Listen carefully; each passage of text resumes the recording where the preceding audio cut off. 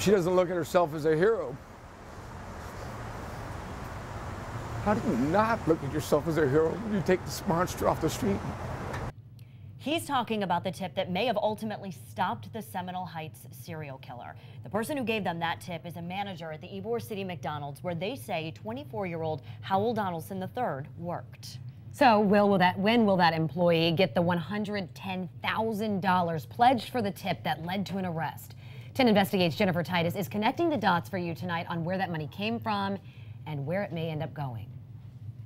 Hal Donaldson showed up at the McDonald's where he worked and gave a bag to a coworker. The coworker opened the bag when Mr. Donaldson left and found the gun inside.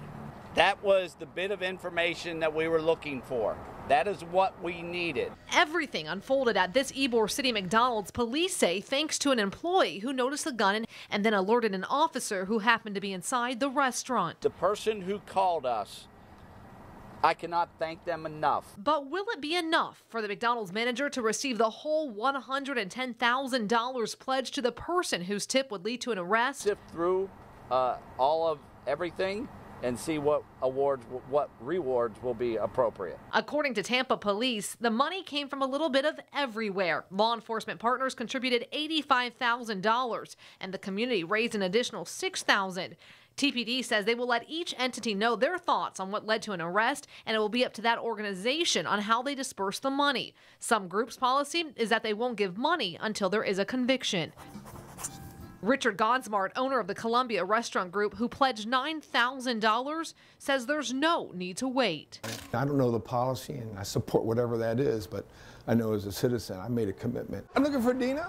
So that's what he did. He wrote out his check and marched into that McDonald's with it in hand. I wanted to give you a check for $9,000. How do I spell your name? Straight to the McDonald's manager. And I don't think she did it for a reward. That's what makes it even more special. As a Tampa resident and business owner, Gonsmar says it's thanks to her that the man keeping him and so many others awake at night is now behind bars. She doesn't look at herself as a hero. How do you not look at yourself as a hero when you take this monster off the street? She's a hero in my eyes. And I also spoke with the Brew Bus, who along with the Seminole Heights Civic Association and Liberty Property Management donated $5,000 in hopes an arrest would be made. The Brew Bus tells me, quote, absolutely, the money should go to that employee. And again, I'm not saying it's not. It may just take time. Jennifer Titus, 10 Investigates. Crime Stoppers is a nonprofit organization funded by private donations and donates up to $3,000. Its website says to send in a tip, you have to call, give an online tip, or use the app.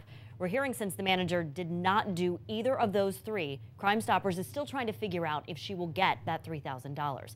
Crime Stoppers statistics show as of February of this year, it has paid out $1,349,000 in rewards.